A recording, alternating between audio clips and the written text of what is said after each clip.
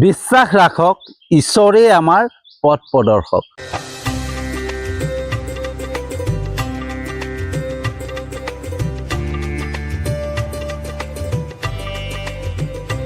Good evening বন্ধুসকল, শুভ সন্ধ্যা। তো বন্ধুসকল, আমি হতাশত পৰোঁ, আমি ভাঙি পৰোঁ, আমি দুখ কৰোঁ, আমি দুৰ্বল হৈ পৰোঁ। কেতিয়া? যেতিয়া আমাক কোনোবাই তিৰস্কাৰ কৰে, কোনোবাই আমাক নিন্দা কৰে, কোনোবাই আমাক উপলুঙা কৰে, কোনোবাই আমাৰ সমালোচনা কৰে, সেই তেতিয়াই আমি দুখ কৰোঁ, ভাঙি পৰোঁ, আমি হতাশ হৈ পৰোঁ। আৰু সেই হতাশতে আমাৰ মনলৈ চিন্তা আহে, এনেকুৱা ভাৱনা আহে, হয়নে? আমাৰ বহুতৰে মনত এনেকুৱা ধৰণৰ চিন্তা আহে, ভাৱনা আহে। সেই চিন্তা, সেই ভাৱনাৰ দ্বাৰাই কিছুমান প্ৰশ্ন উৎপন্ন হয়। আৰু সেই প্ৰশ্নকেইটা হৈছে যে আমি সততাৰে আগুৱাই গৈ আছোঁ, সৎ ভাৱনাৰে আগুৱাই গৈ আছোঁ, সৎ চিন্তাৰে আগুৱাই গৈছোঁ, সৎ কৰ্ম কৰিছোঁ, কাৰো অন্যায় কৰা নাই, কাকো হিংসা কৰা নাই। তাৰ পিছতো আমাৰ জীৱনত কিয় এনেধৰণৰ পৰিস্থিতি আহে যে কোনোবাই আমাক তিৰস্কাৰ কৰে, কোনোবাই আমাক নিন্দা কৰে, কোনোবাই আমাক উপলুঙা কৰে, কোনোবাই আমাক সমালোচনা কৰে? বন্ধুসকল, এনেকুৱা ধৰণৰ প্ৰশ্ন আমাৰ মনলৈ আহে। কিয় আহে?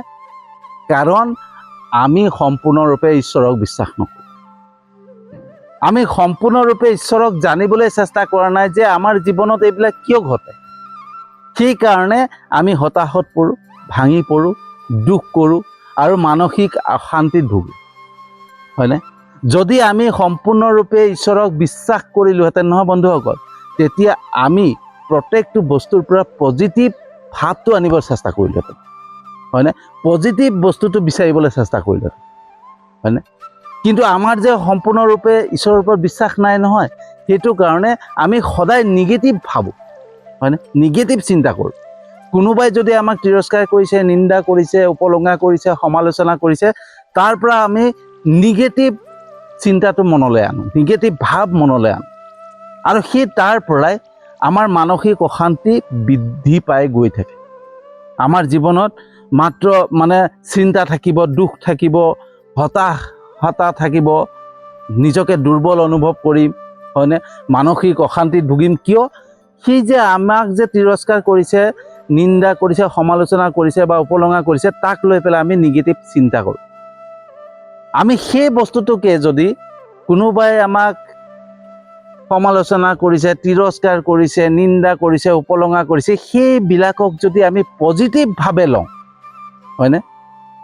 সেই তেতিয়া আমাৰ মনত কেতিয়াও দুখ নাহে, হয়নে? আমি হতাশত নপৰোঁ, আমি মানসিক অশান্তিত ভুগিবলগীয়া নহয়, হয়নে? কিন্তু আমি নাজানোৱে, নজনাৰ কাৰণে কি হয়, আমি নিগেটিভ ভাৱটোকে মনলৈ আনো। আমি যদি জানিলোহেঁতেন ঈশ্বৰ কোন হয়, ঈশ্বৰৰ অস্তিত্ব কি, ঈশ্বৰক যদি বুজিবলৈ চেষ্টা কৰিলোহেঁতেন নহয়, তেতিয়া কি হ'ল হয়, আমাৰ পজিটিভেই ভাৱ আহিলেহেঁতেন। প্ৰত্যেক বস্তুৰ পৰা আমাৰ পজিটিভ ভাৱ আহিলেহেঁতেন, আমাৰ নিগেটিভ ভাৱ নাহেই, হয়নে? কাৰণ ঈশ্বৰ মানে হৈছে পজিটিভ, হয়নে? ঈশ্বৰ কেতিয়াও নিগেটিভ নহয়, ঈশ্বৰ হৈছে পজিটিভ, শয়তান হৈছে নিগেটিভ।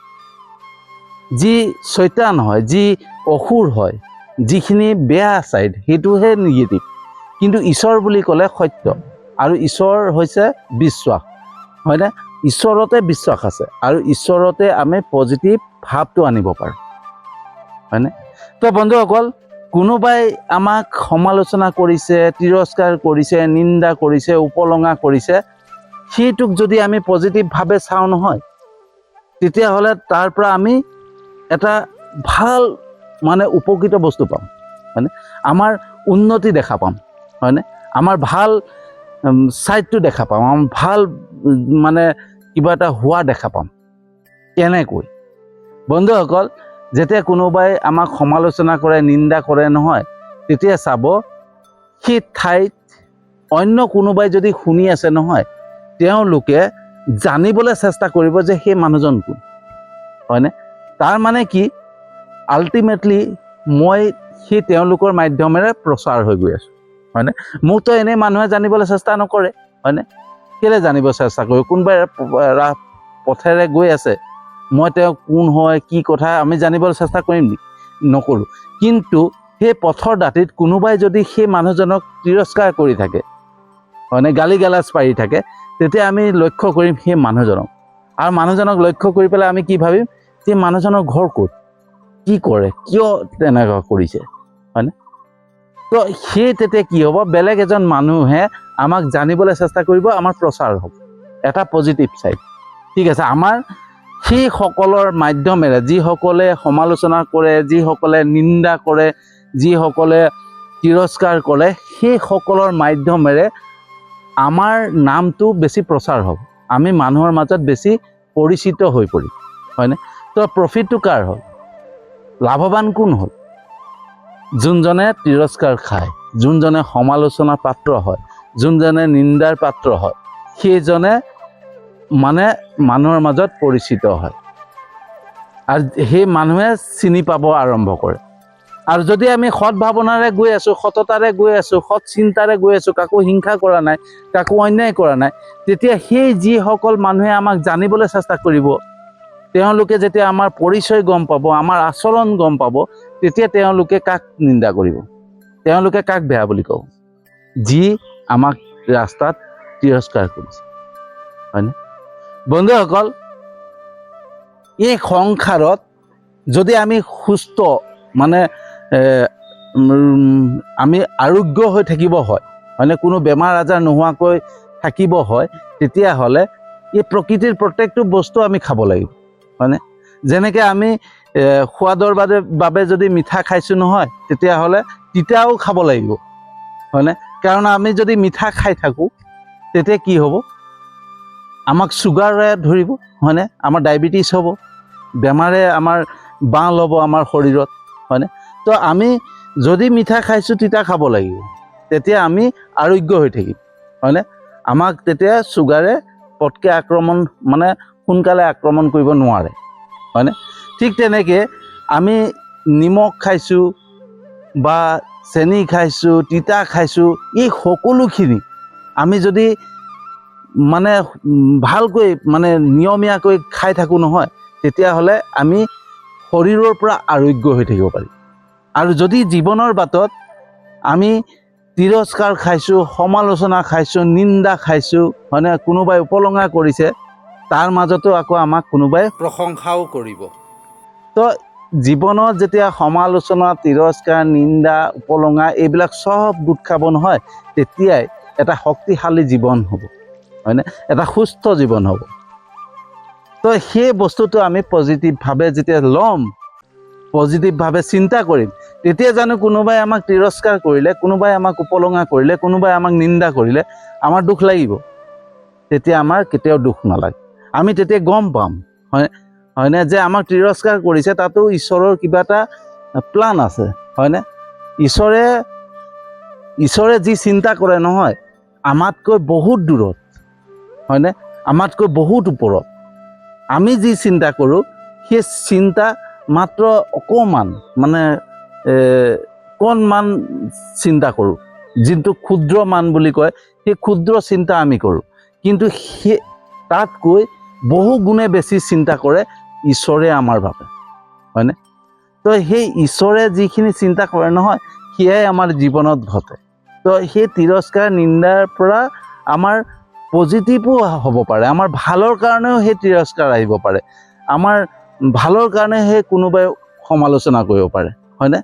তো বন্ধুসকল, আপোনালোকে এটা বস্তু লক্ষ্য কৰিব, সমাজত এটা বস্তু সদায় লক্ষ্য কৰিব, যিসকলে আনৰ নিন্দা কৰে, আনৰ সমালোচনা কৰে, আনৰ উপলঙা কৰে, হয়নে, আনক তিৰস্কাৰ কৰে, তেওঁলোকৰ স্থান সমাজত কিমান, হয়নে? তেওঁলোকক খুব কম সংখ্যক লোকেহে ভাল পায়, আৰু যিসকলে ভাল পায় তেওঁলোকৰে মাজৰে, হয়নে? তেওঁলোকো আনৰ সমালোচনা কৰে। যিসকলে আনৰ সমালোচনা কৰে, সেইসকলে সমালোচনা কৰা মানুহক ভাল পাব, কিন্তু যিসকল সৎ ভাৱনাৰ হয়, আনৰ বেয়া চিন্তা নকৰে, তেওঁলোকে কেতিয়াও তেওঁলোকক ভাল পাব নোৱাৰে। তো পৃথিৱীত যদি বেয়া মানুহ আছে নহয়, ভাল মানুহ আছে। যদি মোক কোনোবাই সমালোচনা কৰি আছে, তিৰস্কাৰ কৰি আছে, তাৰ মাজতে যদি কোনোবা ভাল মানুহে মোক চিনি পায়, সেই চিনি পোৱা মানুহে সদায় এটা ভাবিব যে এই মানুহজনে আমুকক তিৰস্কাৰ কৰি আছে, ইমান সমালোচনা কৰি আছে, সেই মানুহজন দেখোন এনেকুৱা নহয়। এওঁলোকৰ স্বভাৱেই তেনেকুৱা, হয়নে? তো এই যিসকলে তিৰস্কাৰ কৰে, সমালোচনা কৰে, নিন্দা কৰে, আপোনালোকে সমাজত লক্ষ্য কৰিলে দেখা পাব যে তেওঁলোকৰ স্থান বহুত তলত থাকে। তেওঁলোকক বহুত মানুহে বেয়া পায়, হয়নে?